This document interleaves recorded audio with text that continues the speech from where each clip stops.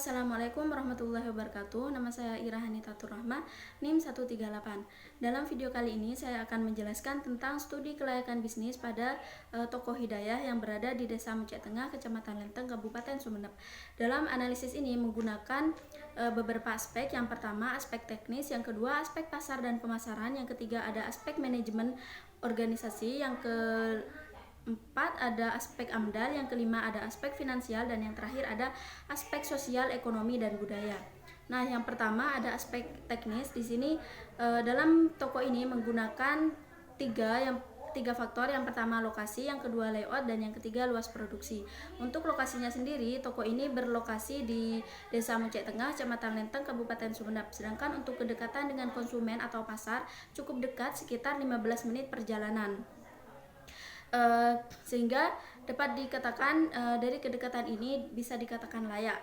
Sedangkan untuk layoutnya di sini menggunakan dua tipe layout. Yang pertama layout usaha eceran, dan yang kedua ada layout gudang. Layout usaha eceran pada toko ini yaitu dengan pengaturan produk, yaitu penempatan produk seperti produk makanan, produk make up, produk alat tulis, dan aksesoris, di mana penempatannya itu diatur menggunakan rak atau etalase. Yang ketiga ada luas produksi.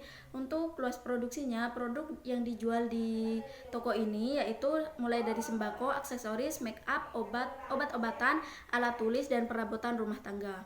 Selanjutnya adalah aspek pasar dan pemasaran yang digunakan dalam toko Hidayah ini. Yang pertama promosinya yaitu menggunakan media sosial, yaitu dalam bentuk Facebook dan WhatsApp. Untuk fasilitasnya sendiri di sini menggunakan menyediakan fasilitas untuk konsumen yang ingin menikmati hidangan di sekitar toko ini, yaitu dengan menyediakan gazebo dan juga menyediakan jasa untuk konsumen yang ingin menikmati kopi atau mie instan di gazebo ini. Untuk aspek yang selanjutnya adalah aspek manajemen organisasi.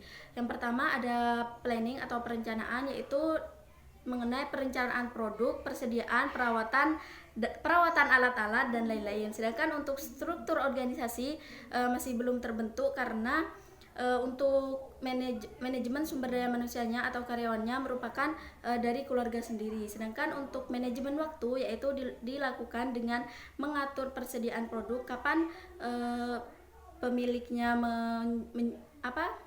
melakukan restock atau mengadakan barang, dan kemudian kapan mereka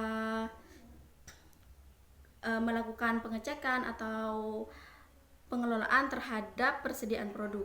Selanjutnya adalah aspek AMDAL atau analisis mengenai dampak lingkungan.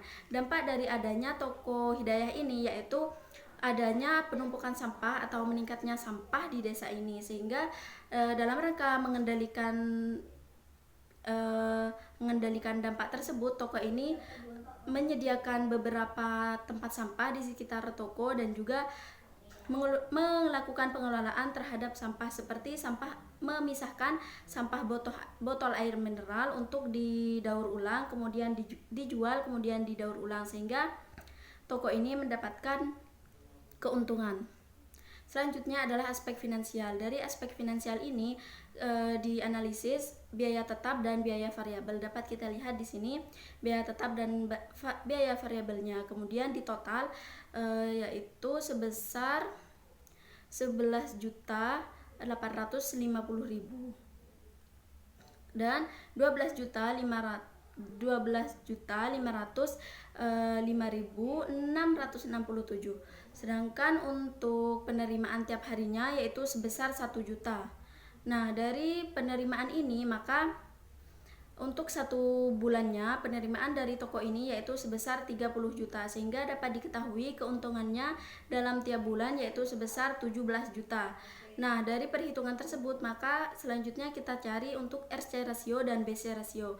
Dari tabel ini dapat kita ketahui RC rasionya sebesar 2,40 dan BC rasionya sebesar 1,40. Nah, dari nilai RC dan BC rasio tersebut adalah lebih besar daripada 1, sehingga proyek atau usaha ini dapat dikatakan layak untuk dijalankan. Selanjutnya adalah aspek sosial, ekonomi, dan budaya. Aspek sosial, dari aspek ekonomi, bisa kita lihat mayoritas dari penduduk di desa ini merupakan petani, sehingga pendapatan mereka juga tergantung pada hasil pertanian. Nah, hal tersebut juga mempengaruhi terhadap minat konsumsi atau sikap konsumsi mereka. Nah, sikap konsumsi ini juga berpengaruh terhadap pembelian mereka terhadap produk dari toko ini. Selanjutnya dilihat dari aspek sosial dan budaya. Dari penduduk desa ini masih kental dengan tradisi pedesaan atau budaya turun-temurun, seperti ada gotong royong, kemudian hajatan, sehingga dalam rangka hajatan ini mereka menyediakan makanan yang membutuhkan beberapa bahan-bahan makanan, sehingga harus membeli dari toko tersebut, sehingga dapat dikatakan bahwa aspek sosial dan budaya ini berpengaruh terhadap pembelian produk di toko ini. Nah, mungkin untuk kesimpulannya dapat dikatakan bahwa usaha atau toko Hidayah ini layak untuk dijalankan. Mungkin hanya itu yang dapat saya sampaikan. Kurang lebihnya mohon maaf. Wassalamualaikum warahmatullahi wabarakatuh.